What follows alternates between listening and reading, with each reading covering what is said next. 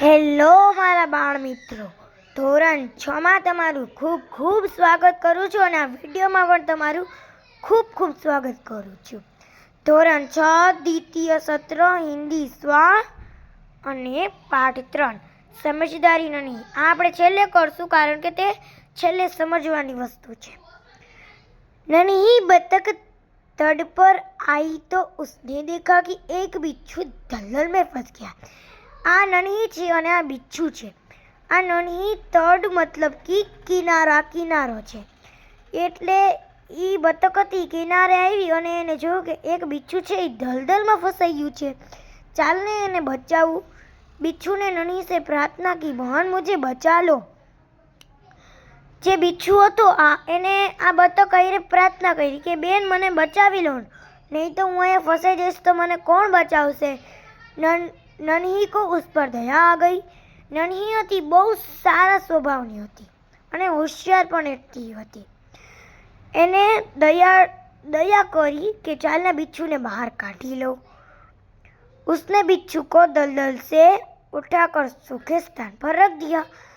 એને બિચ્છુને ઉપાડીને તેને બચાવીને સુરક્ષિત જગ્યાએ મૂક્યો. બિચ્છુ કો શૈતાની સૂજી.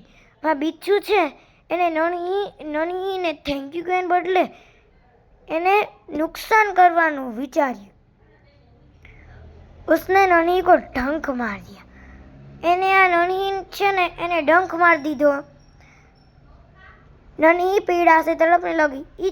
राड़ो पाड़वा मंडी. नन्ही उसने बिच्छू से पूछा, क्यों भाई तुमने मुझे डंक क्यों मारा. એને કીધું કે કેમ ભાઈ તમે મને ડંક કેમ માર્યો, મેં તમારી મદદ કરી તો. बिच्छू लापरवाही से बोला, क्या करूं, डंक मारना मेरा स्वभाव है.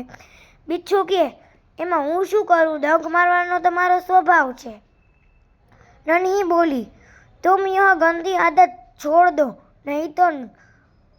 नहीं तो कोई मुश्किल में तुम्हारी रक्षा नहीं करे.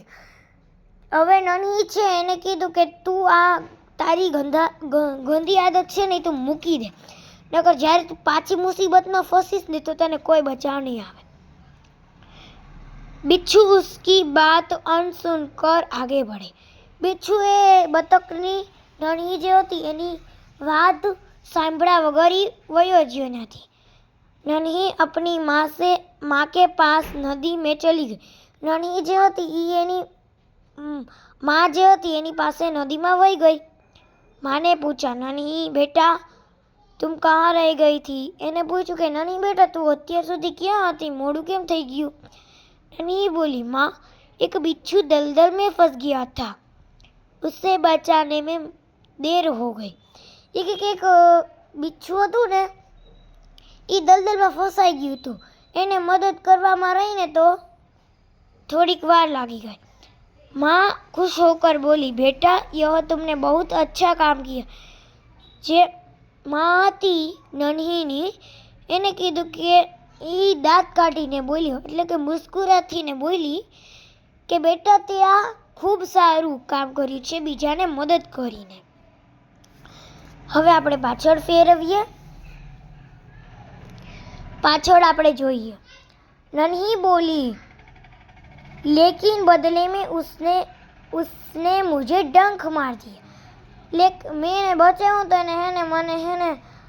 મેં બચાવી પણ એને મને થેન્ક યુ કહેવાને બદલે એને મને ડંક માર દીધો. नन्ही बोली, बिच्छू अपनी गंदी आदत का गुलाम है. बिच्छू જે છે ને એ ગંદી આદતનો ગુલામ છે. तुम उसे चाहे कितनी भी बार बचाओ वो बार बार डंक मारता रहेगा. તું એને કેટલી વાર બચાવી લે પણ એ તને ડંક માર્યા કરશે.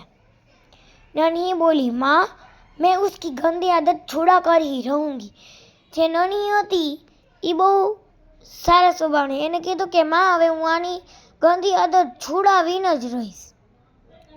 कुछ दिन बाद बिच्छू के प्राण पूर्ण संकट में पड़ गए. बिच्छू पाछो क्यांक ने क्यांक मुसीबत में फंसाई गयो. इस बार वह पानी की धार में जा गिरा और डूबने उतराने लगा. હવે જે બિચ્છુ હતો ને એ પાણીમાં ડૂબવા માંડ્યો અને એ નીચે નીચે જાતો ગયો. ઊંડું પાણી હતું એટલે નીચે નીચે જાતો ગયો. मौत सामने देखकर बिच्छू को नन्ही याद आ गई.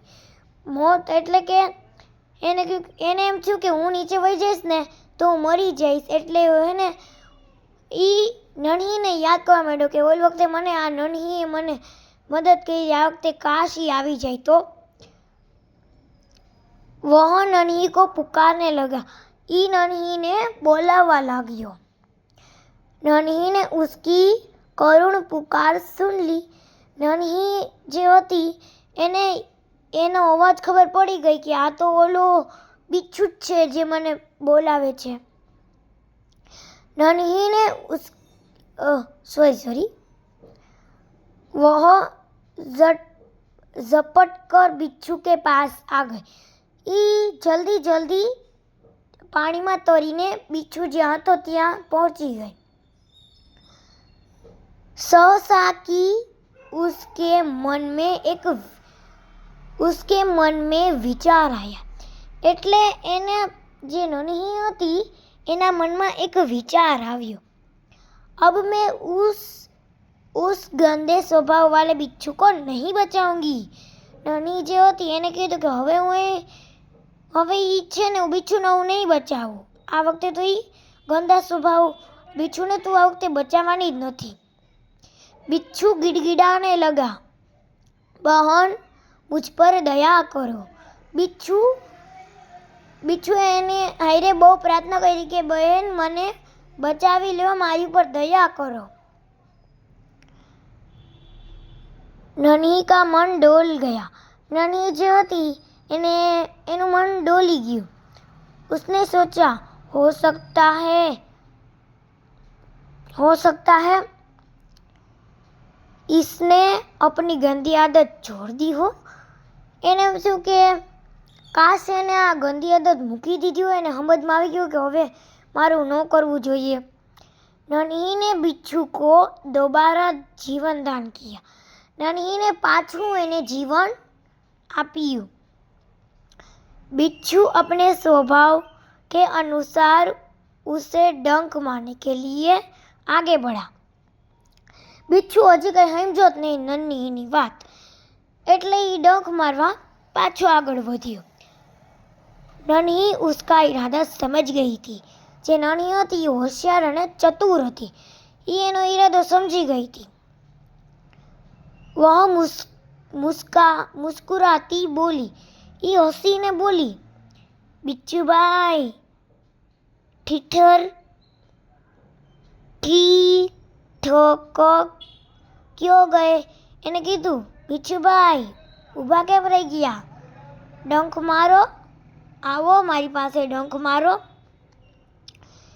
बिच्छू शर्म से पानी पानी हो गया. એટલે બિચ્છુ હતો ને એ આખો પલળી ગયો તો પાણીથી. वह खिसियाकर बोला. ઈ થોડોક लज्जित થઈને બોલ્યો, बहन एक बात बताओ.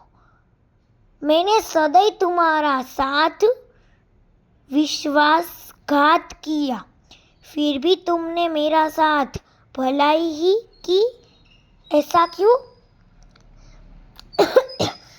જે બિચ્છુ છે એને કીધું કે મેં હંમેશા તારી હારે તને ડંખ જ મારતો રહ્યો, તો પણ તે તારો સ્વભાવ કેમ ન બદલ, તો પણ તે મને કેમ ન બચાવ્યો? તે મને બચાવ્યો જ કેમ? મેં તને એટલું નુકસાન પહોંચાડ્યું તો પણ. नन्ही बोली, भलाई करना मेरा स्वभाव है, मैं तुमसे